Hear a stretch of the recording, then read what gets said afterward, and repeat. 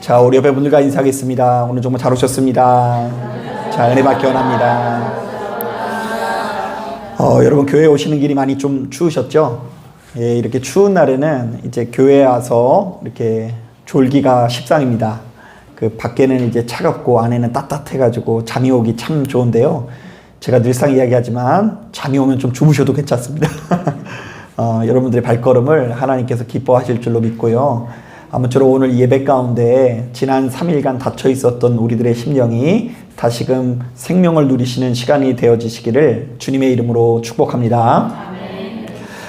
여러분들이 기억하실지 모르겠지만 제가 지난주 수요일에 빌립보 교인들을 향한 사도 바울의 아주 특별한 애정에 대해서 소개를 해드린 적이 있는데요. 자, 바울은 처음 만났을 때부터 지금까지 너무 한결같은 모습으로 자신을 지지해온 교인들을 향해서 이렇게 말합니다. 내가 너희를 생각할 때마다 하나님께 감사한다. 내가 예수의 심장을 가지고 너희 무리를 얼마나 사모하는지 하나님께서 내 증인이시다. 자, 그래서일까요? 이 사도 바울은 빌립보 교회가 잘 되기를 바라면서 이 시종일관 아주 애정어린 충고를 남기고 있는데요. 자, 먼저 1절을 보니까 오늘 본문도 역시 이렇게 격면하고 있어요. 나의 사랑하고 사모하는 형제들, 나의 기쁨이요 면류가 아닌 사랑하는 자들아, 이와 같이 주 안에 서라. 자, 한번 따라해 보겠습니다. 너희는 주 안에 서라. 자, 우리 이 부분에 밑줄을 그어야 되는데요. 여기에서 주 안에 서라는 말에 어떤 의미가 있냐면요. 자, 이것은 전쟁의 준비 태세를 갖추라는 군사 용어를 의미하는데요. 이 빌립보 지역에는 군 복무 경험으로 이 로마 시민권을 얻은 퇴역 군인들이 굉장히 많았다고 합니다. 자, 그러니까 이제 빌립보는 일종의 군인들이 모인 도시예요. 왕년에 군인이었던 사람들이 모였던 도시였는데 사도 바울이 이것을 염두하고서 이 군사적인 용어를 이야기해요. 너희는 주 안에 서라. 자, 그러니까 이제 전쟁이 가까웠다라는 거예요? 아니면 전쟁이 멀리 있다는 거예요? 예, 전쟁이 가까이 왔으니 이 군대가 적군을 맞아 그 진영을 갖추고 자신의 자리를 사수하는 것처럼 예수 믿는 우리들도 원수 마귀의 공격에 맞서 전쟁 준비 태세를 갖추고 있어야 된다라는 권면을 남기고 있는 것이죠. 자, 그러면서 이 사도 바울은 우리가 영적인 전투에서 승리하기 위해서 반드시 갖추고 있어야 되는 몇 가지 믿음의 자세를 소개하고 있는데요. 자, 먼저 2절 말씀 우리 같이 한번 읽어보겠습니다. 2절 말씀 시작. 내가 유오디아를 권하고 순두개를 권하노니 주 안에서 같은 마음을 품으라. 사실 당시 빌립보 교회는 유오디아라는 사람과 순두개라는 사람 사이에 아주 큰 갈등이 있었는데요. 자, 사도 바울은 이 두 연인이 같은 마음을 품을 것을 권면합니다. 자, 그런데 전후 문맥을 고려했을 때 이것도 역시 군사적인 용어로 좀 해석해 볼 필요가 있는데요. 자, 예수 믿는 우리들은 옆에 있는 성도들을 마치 함께 전쟁에 출전하는 전우처럼 여기라는 권면으로 해석해 볼 수 있어요. 자, 전쟁터에 나가기 위해서는 전우들끼리 사이가 좋아야 되겠죠. 이 전쟁터에 나갔는데 사이가 안 좋으면 서로가 서로를 죽이는 지경에 놓이게 될 수 있지 않습니까? 자, 그래서 제가 이제 언젠가 얘기를 들었는데요. 1990년대에 북한군이 우리나라 군인을 죽인 것보다 우리나라 군인이 우리나라 군인을 죽인 게 더 많은 숫자가 있다라는 통계를 들은 적이 있어요. 그 선임들이 괴롭히고 선임들이 자꾸 못 살게 구니까 이 부대 안에서 이제 그러면 안 되는데 이 총을 가지고 우발적인 난사를 이렇게 막 벌여가지고 이 죽은 장면들 이야기가 많이 있더라고요.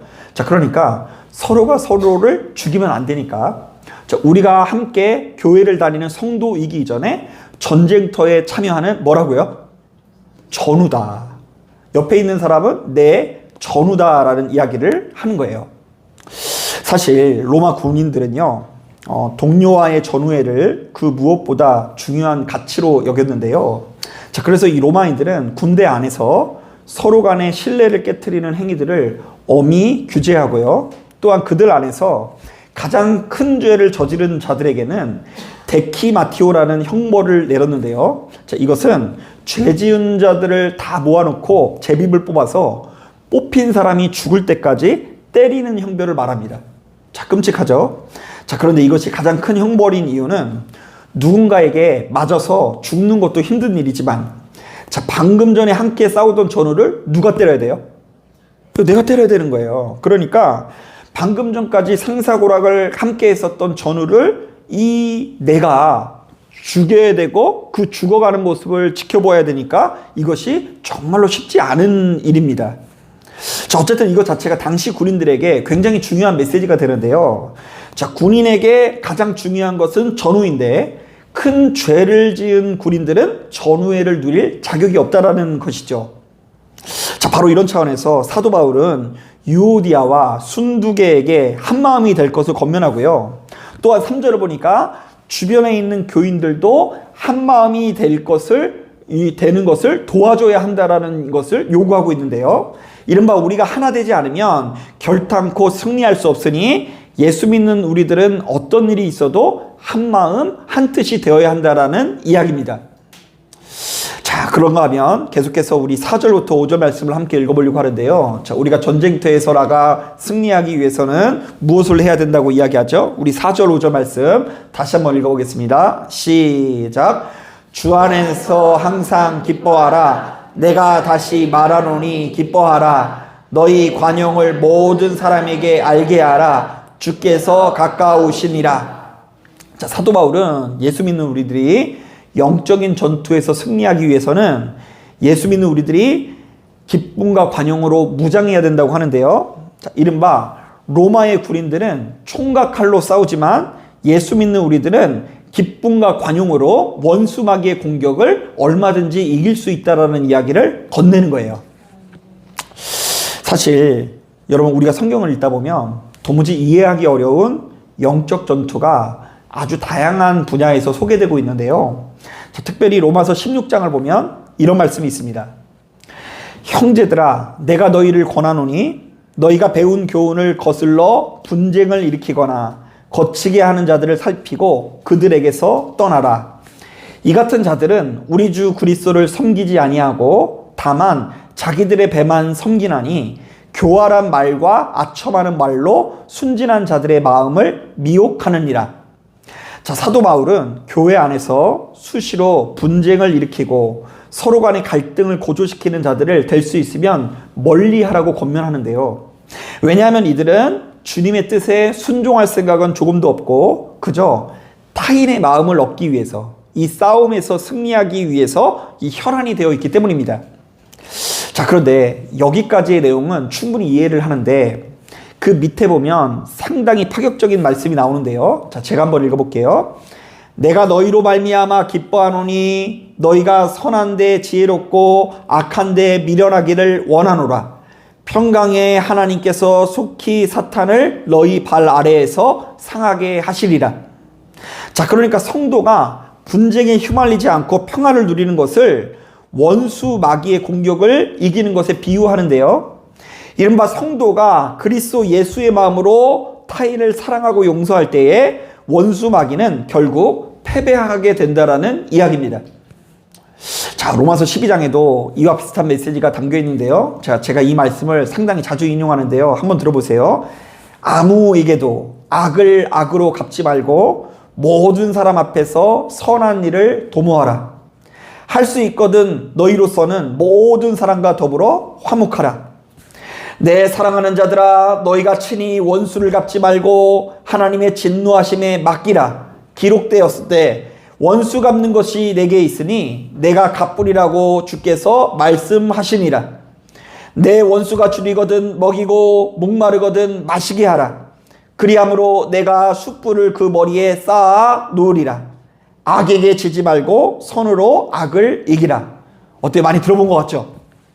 자, 이른바 예수 믿는 우리들은 우리에게 악이 찾아왔을지라도 자, 그것을 똑같은 방식으로 복수하지 말고 되도록 화목하기 위해서 노력해야 된다고 하는데요. 자, 바로 이것이 선으로 악을 이기는 태도라고 증언합니다. 사실 여러분, 많은 성도님들이 평상시에 이 제일 열심히 하는 기도 중에 하나가 원수 마귀를 이기는 기도거든요. 여러분, 왕년에 원수 마귀를 쫓는 기도를 해보신 적 있으세요? 예, 동공이 축소되고 예, 이게 피곤이 몰려올 수 있는데, 사실 이제 저 같은 경우도 왕년에 귀신 꽤나 쫓아본 경험이 있는 목사입니다.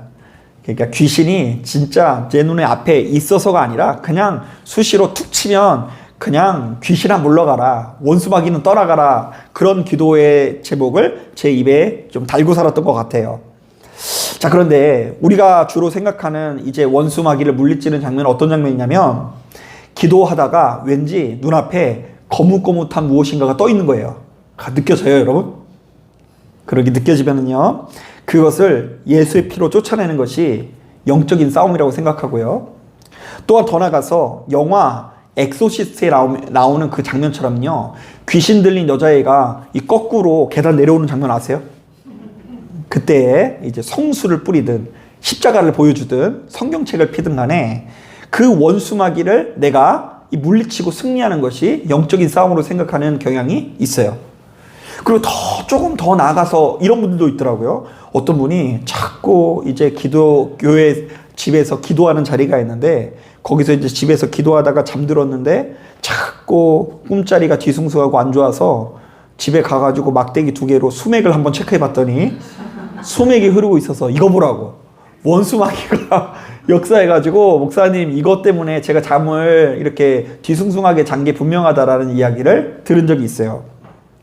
하지만 성경은 그보다 앞서 우리의 마음을 지키는 것을 영적인 전투로 여기는데요, 이른바 예수 믿는 우리들은 어떠한 경우에도 머리부터 발끝까지 기쁨과 관용으로 무장해야 된다는 것이죠. 자, 그런데 우리는 여기서 이 주 안에서 기뻐하나에서 주 안에서라는 말에 좀 동그라미를 쳐야 되는데요. 자, 그러니까 지금 본문이 요구하는 기쁨과 관용은 사실은 누구에게서 나온다라는 것이죠. 예, 주님에게서 나오는 열매가라는 의미가 담겨져 있어요. 자, 그러니까 주님과 친밀히 교제하면 우리 안에서 믿음의 열매로서, 은혜의 열매로서 기쁨이 나타나고 관용이 나타나게 되는데, 바로 이 기쁨과 관용이 내게 찾아오는 원수마귀의 공격을 이길 수 있는 우리에게 가장 좋은 무기가 된다라는 이야기입니다. 자, 그러니까 여러분, 평상시에 기도할 때 주로 어떤 걸 놓고 기도하세요? 여러분, 기도할 때 우리가 무엇을 놓고 기도해야 돼요?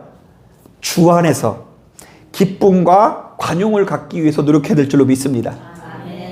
가깝게는 집 안에 내 가족들을 아끼고 사랑하기 위해서, 그들 앞에서 너그러워지기 위해서 노력해야 되고요. 그리고 또 우리 가족을 품고 기도를 성공했다고 해서 이제 거기서 그치는 것이 아닙니다. 언제 어떻게 우리들을 이렇게 우리의 마음을 뒤집어 놓을 수 있는 그 무수히 많은 공격들이 어디에서 날라올지 모르는데요, 바로 그때에 우리가 주 안에서, 나의 힘으로는 안 되지만 주님의 능력 안에서 기쁨을 갖기 위해서 노력하고 관용을 갖기 위해서 노력하는 것이 오늘날 우리들에게 주어져 있는 숙제이자 원수마귀의 공격으로부터 승리하는 비결이라는 이야기입니다.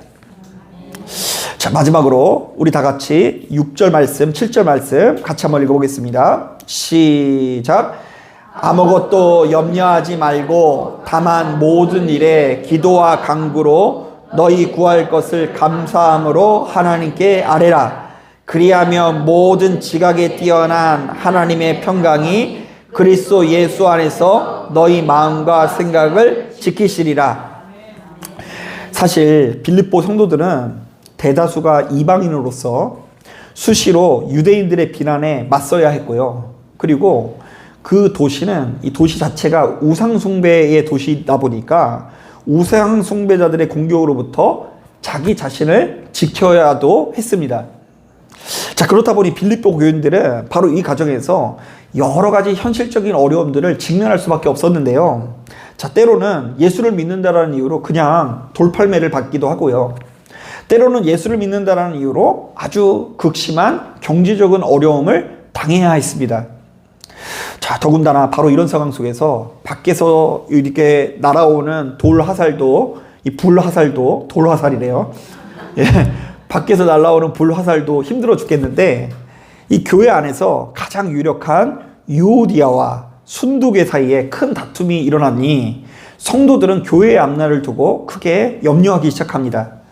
야, 가뜩이나 우리가 밖에서 공격을 받는 것도 힘든데 우리끼리도 별로 사이가 좋다 안 좋다? 안 좋다.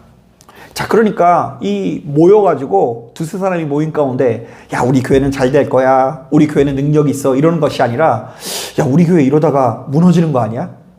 우리 교회 이러다가 이 희쭈그리해지는 거 아니야? 이런 불안과 염려가 있었어요. 하지만 사도 바울은 예수 믿는 우리들이 바로 이렇게 좋지 못한 상황에 놓일수록 기도해야 된다고 하는데요.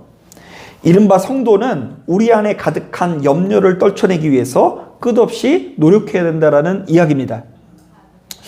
사실 이게 중요한 이유는 뭐냐면 이 염려라는 말을 원어상으로 이렇게 진짜로 이렇게 보면은요, 이 원어상으로 어떤 의미가 있냐면요, 마음이 나눈다는 의미가 있어요. 자, 우리가 염려한다라는 것은 마음이 하나님께 집중하지 못하고 마음이 어떻게 된다고요? 나뉜다. 자, 1차적으로는 우리의 마음이 나눠지는 거죠. 우리가 하나님께 집중하지 못하고 마음이 나뉘어지게 되고요. 또한 더 나아가서는 우리가 섬기는 교회도 이 마음 때문에, 이 염려로 인해서 나눠질 수 있음을 경고하는 거예요. 자, 저는 목회를 하면서 바로 이것을 가슴 깊이 실감을 하는데요. 자, 저도 역시 육신의 옷을 입고 있는 사람인지라 어떤 걱정과 염려에 사로잡히면 우리 하나님께 좀처럼 집중하기가 어렵고요. 심지어 설교 주머니에서 설교가 나오지 않아서 고생을 많이 합니다. 자, 그래서 이제 그때는 그 마음을 달래기 위해서 뭘 해야 될까요? 예, 기도의 자리로 좀 나가야 됩니다. 그래서 한 번은 제가 목회하는 그 삼각교회에 그 건물 주인이 바뀌었다는 소식을 듣고 혹시 그분이 우리 보고 나가라고 하면 어떡하나, 불안한 마음이 몰려오고 월세를 더 올려달라고 하면 어떡하나 해서 이렇게 염려하다가 이 밤에 잠을 못 이루고 교회 나가서 기도를 해본 적도 있고요. 그리고 교회 안에 어떤 사건이 발생할 때가 되면 저의 또 모르는 사이에 마음이 어두워지는데요. 자, 그때마다 제일 먼저 무슨 자리로 나아갈까요? 기도의 자리로 나가고요. 그리고 얼마 전에 당회 준비를 하면서도 왠지 걱정되고 염려돼서 제가 기도원 가가지고 조금 더 기도에 집중했던 기억이 납니다. 자, 어쨌든 우리에게 염려가 찾아오고 근심이 찾아오고 어둠이 찾아올 때마다 우리가 할 수 있는 것이 뭐밖에 없다고요? 기도밖에 없더라고요. 이른바 우리가 충분히 기도할 때 우리를 붙들고 있는 걱정과 염려는 떠나고 평안과 기쁨이 찾아오기 마련인데요. 어떤 면에서 우리가 이렇게 기도하는 이유는 바로 이러한 역사를 누리기 위해서예요. 우리가 교회를 안 다니다가 어쩌다가 이제 교회를 나오게 되면 이게 너무 좋을 수 있거든요. 그런데 교회를 나온 지 너무 오래된 거예요, 이제. 10년이 지나고 20년이 지나고 30년이 지났어요. 그러면 내가 오늘 이 예배를 드리는 이유를 알아야 몰라요? 모를 수 있고요. 그리고 내가 오늘 이 하루를 기도로 시작해야 된다는 것을요, 잘 모를 수 있어요. 어쩌면 그냥 앉아는 있지만 우리가 정말로 기도하는 것인지를 돌아봐야 되는데요. 제대로 기도하는 사람은 우리 안에 있는 어둠이 떠나고 걱정과 염려가 떠나는 역사를 누려야 될 줄로 믿습니다. 아멘. 자, 이런 점에서 최근에 참 감동적인 이야기를 들었는데요. 일본의 어느 가난한 목사의 아내였던 하라자키 모모코 여사는 악성 폐암으로 인해서 44세에 세상을 떠났습니다. 자, 사모님이신데 보통 일본은요, 교세가 굉장히 약하거든요. 그래서 가난한 교회의 사모님으로 계시다가 44세에 세상을 떠났어요. 여러분, 제가 43살이거든요. 근데 이제 44살에 떠났다는 얘기가 저한테는 마음이 다가오더라고요. 그런데 이분이 그 투병 생활 동안 매일 일기를 써서 그것을 이렇게 책으로 출간한 내용이 있는데요. 자, 그분이 이제 마침내 모든 기력을 상실해서 교회에도 나갈 수 없는 이제 주일을 맞이한 겁니다. 여러분, 한번 상상해 보세요. 여러분도 천년만년 살 것 같죠? 그런데 언젠가 때가 되면 우리가 당연하게 주일날 가서 예배 드리는 것도 할 수 없는 때가 올 수도 있는데, 그때 이 사람이 성도들이 예배 드리는 광경을 생각하면서 병상에서 이런 시를 남겼다고 합니다. 자, 이 사람이 신앙에 내공이 있는 사람인지 없는 사람인지 들어보세요. 내 고통의 신음이여 찬미의 노래가 되어라. 내 괴로운 입술이여 내 신앙의 고백이 되어라. 내 눈물이여 내 노래가 되어라. 주님을 찬양하는 내 노래가 되어라. 내 병든 육체에서 나오는 모든 숨결이여 호흡의 곤란이여 기침이여 주님을 찬송하라. 내 열이여 땀이여 내 숨결이여 최후까지 내 구원의 주를 찬송하라. 그리고 이 시를 만든 지 이틀 뒤에 돌아가셨어요. 자, 저는 이 하라자키 모모코 여사가 죽음의 목전에서 남겼다는 이 기도문이 읽자마자 퍽 감동적으로 느껴졌는데요. 자, 왜냐하면 바로 이 기도문 안에는 자신에게 임박한 죽음을 넘어 사방에서 조여오는 걱정과 근심을 넘어서 주께서 허락하시는 평안과 기쁨을 누리기 위해서, 지키기 위해서 그야말로 혼신의 힘을 쏟고 있는 한 성도의 절박함이 담겨져 있기 때문입니다. 아마도 이분은요, 일평생 기도의 훈련이 잘 돼 있을 것 같죠. 기도의 훈련이 잘 돼 있으니까 이 마지막 날에 이제 주일마저도 갈 수 없는 이 고통의 때에 그렇게 기도할 수 있는 거예요. 내 눈물이여 내 노래가 되어라. 나의 괴로운 입술이여 내 신앙의 고백이 되어라. 자, 그래서 저는 확신하는데요, 하나님께서 죽음의 목전에서 바로 이렇듯 기도의 신음을 벌이고 있는 사모님을 받아주셨을까요? 안 받아주셨을까요? 받아주신 줄로 믿습니다. 자, 그런데 예수 믿는 우리들도 이 땅에서 여러 가지 환난을 겪을 수 있으나, 우리의 심령이 어두워질 때가 날마다 발생할 수 있으나, 그 환난의 한복판에서 이 어둠의 실체를 발견하고 기도로서 싸울 수 있어야 되는데요. 사실 육신의 옷을 입고 있는 우리들은 유오디아나 순두개와 같이 항상 원수마귀 공격에 의해서 넘어질 소지가 항상 있거든요. 그리고 그 상태에서 머물면서 좀처럼 개선할 수 있는 힘도 누리지 못할 수도 있어요. 자, 지금 내가 원수마귀의 공격에 사로잡혀 있는데 이것과 대항하려고도 생각하지 않고 개선하려고 하지도 않고 그 어둠 그대로 머물 때가 많이 있다라는 것입니다. 사실 이 말씀을 준비하면서 일전에 성도님이 하셨던 간증이 생각나는데요. 자, 그분이 이런 고백을 하시더라고요. 그 자신의 딸이 이제 결혼을 한 다음에 가정을 이루었는데 잘 살면 좋은데 별로 그렇지 못한 거예요. 사위랑 아주 끔찍한 불화를 겪는 모습을 보고 그것을 위해서 기도하는데, 처음에는 분명히 기도로 시작했으나 나중에는 그 기도가 사위를 향한 저주로 이렇게 진행이 되고 있더래요. 하나님, 저 자식을 죽여주시옵소서 이렇게 하다가 나중에는 하나님께 기도도 안 하고 그 애를 만나면 내가 뭐라고 받아칠까 그 애를 어떻게 해야지 꼼짝 못하게 할까 하면서 이런 생각이 들고요. 그리고 최후에는 어떤 생각 때문에 이분이 정신을 번쩍 차렸냐면요, 사위를 똑 닮은 손주한테 갑자기 미움감이 들더래요. 그래가지고 이건 아무래도 아니겠다 하면서 정신을 차렸다고 합니다. 여러분, 제3자가 볼 때 이분 누구보다도 열심히 기도하는 사람일 수 있을 것 같죠? 막 큰 소리로 랄랄랄라 하니까 옆에서 보기에는 이야, 저 사람 기도를 얼마나 열심히 하는지 모른다고, 밤새워서 하는 거 보니까 저 사람 분명히 영적인 사람이라고 이야기할 수 있어요. 자, 그런데 사실은 그분은 기도를 한 것이 아니라 그 기도의 자리에서 원수 마귀의 공격에 노란한 것일 수 있죠. 겉으로는 기도의 형상을 하고 있으나 속으로는 사위를 향해서 불화살을 한 10방 쏘고 있고, 그리고 나중에는 죄 없는 누구에게까지? 사위 닮은 손주에게까지 불화살이 나가고 있으니 그거 기도가 아니라 원수 마귀에게 노란하고 있는 것일 수 있는 것이죠. 하지만 참 다행인 것은 이분이 그래도 영적인 센스가 있어서 자신의 상태를 제대로 분별했다라는 것입니다. 그런 마음을 더 진행시키지 않고 절단내는 거예요. 이대로는 안 될 것 같다고 외치면서 자신의 심령 가운데 머물러 있는 어둠을 떨쳐내기 위해서 씨름을 시작했고, 하나님께서 힘과 능력을 주시사 다시금 평안을 누리는 경험을 하시게 되었다고 합니다. 자, 그런데 만약 이분이 바로 이것을 이기기 위해서 신앙의 이름으로 그 어떤 노력도 하지 않는다거나 도리어 자신에게 찾아온 이 어둠마저도 주님께서 주신 것으로 오해를 하면 그 상황은 걷잡을 수 없이 좋지 못한 방향으로 나아갈 수 있죠. 실제로 그 과거에 무시무시한 사건이 있었죠. 한 남자가 그 자신한테 이별을 통보하는 그 여자친구를 칼로 난자를 해놓고, 그런데 그 난자를 해놓은 상태 사람이랑 이야기를 해보니까 누가 그걸 시켰대요. 누군가가 귀에다 대고 너 쟤를 찔러라 이렇게 시켰다라는 거예요.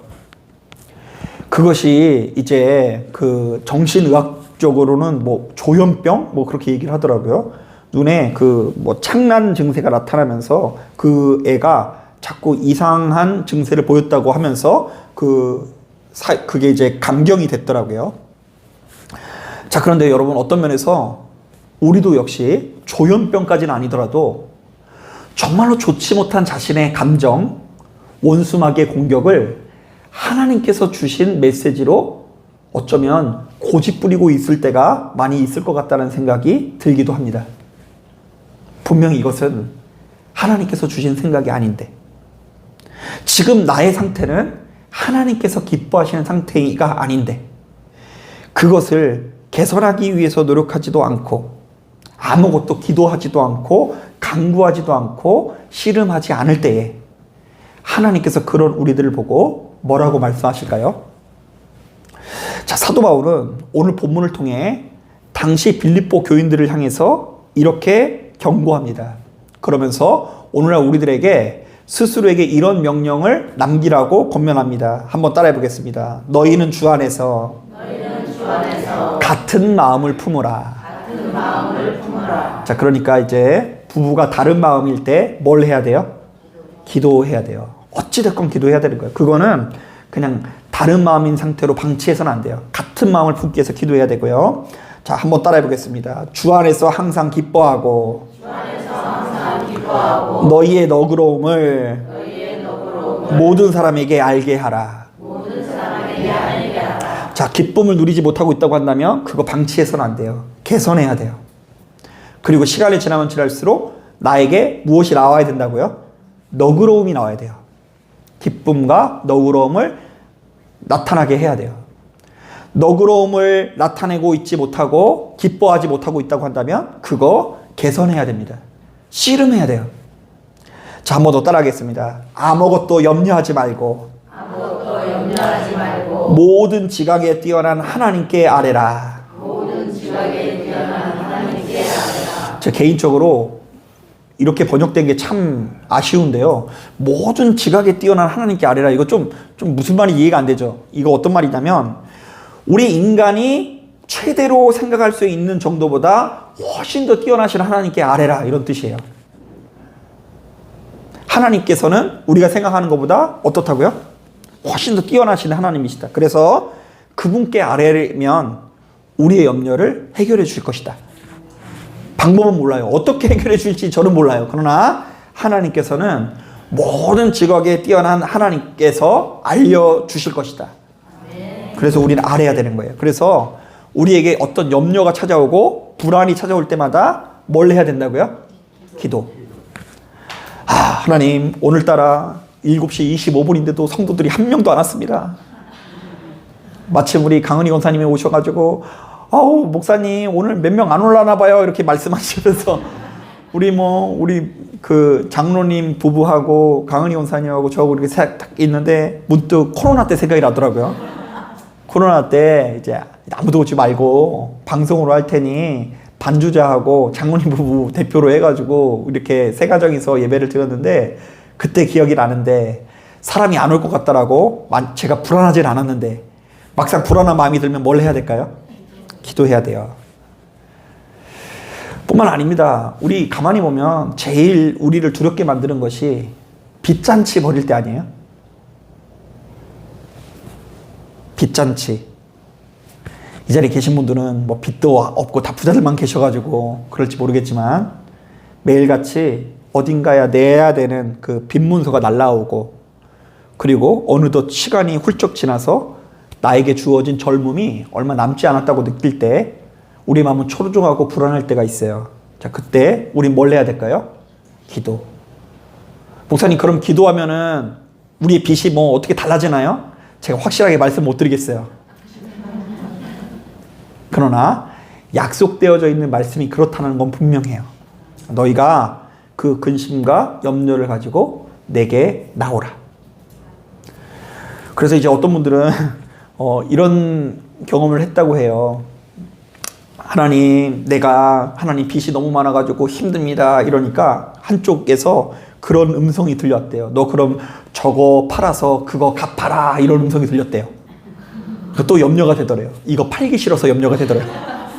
그래서 하나님, 이거 팔 수 있는 능력을 더하여 주시옵소서. 이래서 팔 수 있는 능력을 주셔서 하나님께서 해결해 주셨대요. 해피엔딩이죠. 자, 그런데 만사가 이렇게 쉽게 흘러가진 않습니다. 팔 게 뭐라도 있으면 좋은데 팔 게 하나도 없을 수도 있고요. 그리고 지금 주어진 상황에서 아무리 둘러보아도 정말로 빛 하나 보이지 않는 칠흑 같은 어둠처럼 느껴지는 순간이 우리에게 찾아올 수 있어요. 그래서 어떨 때는요, 너무 심해서요, 우리의 뇌가 뒤집어질 수도 있어요. 그 머리 뒤집어질 것 같은 분들은 저한테 한번 오세요. 제가 안차를 한번 해드릴 테니까. 머리가 뒤집어지든 마음이 뒤집어지든 내 삶이 뒤집어지든 아무도 모르는데 누구만 고통스러워하고 있을 수 있어요? 나만 고통스러워하는 그 고독의 순간, 여러분들은 어딜 가서 무엇을 하실 겁니까? 하나님께 나와 기도하시길 바랍니다. 교회 나와서 기도하기 어려우면 삶의 현장에서 기도하시고, 무릎 꿇고 기도하기 어려우시면 양반 자세로 기도하셔도 되고, 양반 자세조차도 어려우면 그냥 누워서 그냥 쭉 그냥 붙들면서 계속해서 붙들고 있으면 좌우지간 하나님께서 하늘 만나를 열어주셔서 그 순간 바로 그 사람을 외면치 않고 함께 해주실 줄로 믿습니다. 아멘. 자, 그런데 문제는 그 고통의 순간 아무것도 하지 않는 것이 문제입니다. 그 고통의 순간 주의 이름을 부르거나 지금 이 고통 가운데 있는 나의 삶을 개선하고자, 바꾸고자 하는 의지 자체가 없는 것이 문제입니다. 혹은 지금 내게 주어져 있는 이 어둠의 감정을 꼭 붙들고 끝까지 고수하려고 하는 것이 문제이지, 하나님 앞에 나와서 나의 실수와 잘못과 연약함을 인정하고 하나님 앞에 내 자신의 속사정을 솔직하게 고백하면서 주여 나의 믿음 없는 것을 도와주소서 할 때에 하나님께서 우리들을 외면치 않고 반드시 좋은 곳으로 인도하신다는 것을 믿으시는 저와 여러분들이 되시기를 주님의 이름으로 축복합니다.